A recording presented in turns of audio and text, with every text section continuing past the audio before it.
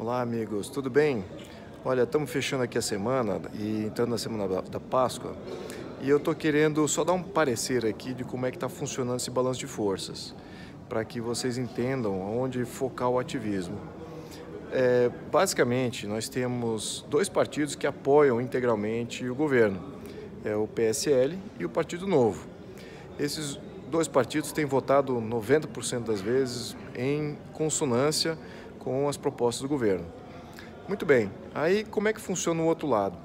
Então, se você for somar os deputados que compõem esses dois partidos, você está aí na faixa de 65, 64 deputados. Muito bem, então isso é a base, de fato, né, do governo, pode-se contar com ela. Agora, com relação à oposição, a oposição tem vários partidos de esquerda extrema, né? Estamos falando aí do PT, do PCdoB, do PSOL, e alguns PSB, que às vezes, de vez em quando, vota diferente, tem algum PDT, por exemplo, mas estamos falando de 150 parlamentares que estão fechados contrários. Esses 150 parlamentares estão unidos quase que como um partido só. Então, na realidade, você tem o quê? 60 e poucos deputados que são base de governo contra 150. E aí onde entra o balanço desses outros deputados, né? São os partidos fisiologistas, né? O chamado de centrão, né? Esse centrão, o que ele quer? Ele de vez em quando apoia o governo, de vez em quando ele é oposição, mas como é que ele usa esse apoio? Ele só dá apoio havendo uma troca com o governo, né? Alguma troca de cargo, algum ministério, alguma luz, aí, algum projeto. Enfim, eles fazem barganha com essa questão da reforma da Previdência, por exemplo. Todas as reformas que o governo quer passar, o Centrão faz corpo mole e fala, bom, não sei se eu vou ceder, não sei se eu vou apoiar, e fica naquela dúvida. Então, se nós tivéssemos uma coalizão muito mais forte com esse Centrão, nós teríamos uma base muito mais coesa e já estaremos passando e atropelando aí os 150 deputados que estão muito bem organizados na oposição. Então, essa que é a dinâmica. Então, o Centrão aí que eu diria que é o problema. Problema porque, de um lado, ele faz corpo mole, ele ajuda a oposição, ele não necessariamente é um corpo contrário às reformas. Vamos entender que a maior parte dos deputados já aceitou que vai ter reforma da Previdência. Eles vão aprovar isso. Talvez querendo fazer aqui algum destaque, alguma coisa, mas a ideia já passou, na minha opinião. Mas esse corpo mole é exatamente para fazer essa barganha. Então isso eu acho que é extremamente negativo. E por que o governo, aí até fiz uma enquete no meu Twitter, se o governo deve ceder a essa pressão do Centrão. Na minha opinião, não deve ceder à pressão do Centrão. Não deve entrar nisso. Eu acho que o presidente está fazendo a coisa certa. Eu sei que a imprensa tem falado, mas isso está retardando as aprovações, o próprio mercado financeiro, e muitos deles me seguem aqui no meu Facebook, nas minhas mídias sociais, talvez pelo meu passado no mercado financeiro, e eles falam, não, poxa, mas seria melhor para o mercado se houvesse uma composição, se houvesse aí uma acomodação, mas vamos pensar se houvesse de fato uma acomodação, trouxesse cargos para dentro do executivo, dando aí a esses parlamentares que sabe lá qual suas qualificações para estarem ocupando qualquer cargo de confiança no poder executivo. O que acontece se o Jair Bolsonaro fizer isso? No momento seguinte explode algum escândalo de corrupção, porque não é pelo mérito que eles estão sendo colocados ali, e sim por uma barganha política. E é exatamente isso o problema do nosso sistema presidencialista, né? Voltamos aqui a uma questão de sistema.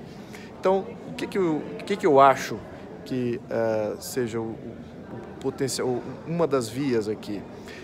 Para a população, para que todos que são ativistas, a opinião pública entenda que, sim, há um problema aqui de dissonância entre o governo e Congresso nesse quesito. No entanto, o governo não pode ceder com relação a essas demandas espúrias do Congresso. E quem é que está atravancando esse processo? Na minha opinião, sim, é parte do Congresso, é parte desses partidos fisiologistas do Congresso. Sabemos muito bem quem são eles, não sabemos?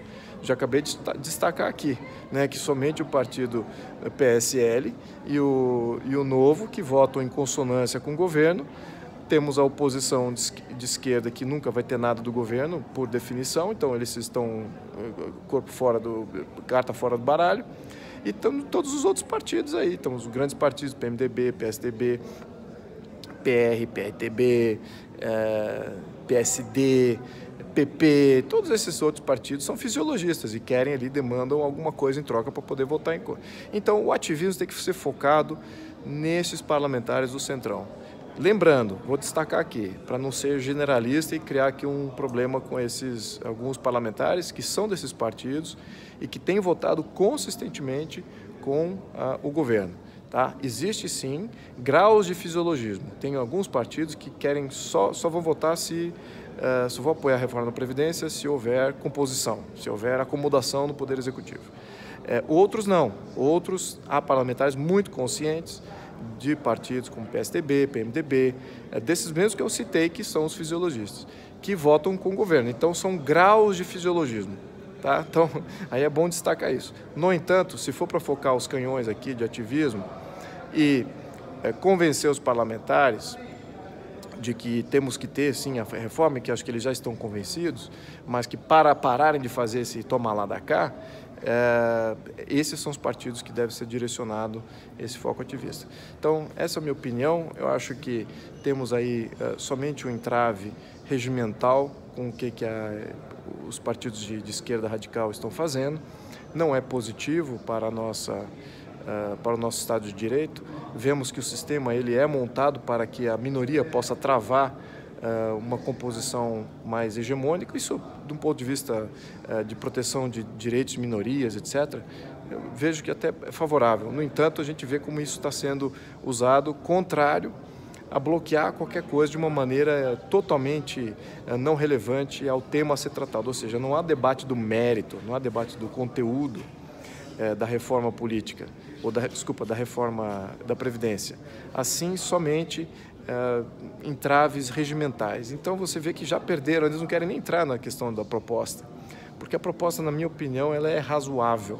Tá? Não acho que o Estado, todos que me seguem sabem que eu sou contrário a ter uma previdência estatal obrigatória e tal, mas estamos nesse momento, acho que temos que reformá-la e entrarmos aí num outro modelo, numa sequência.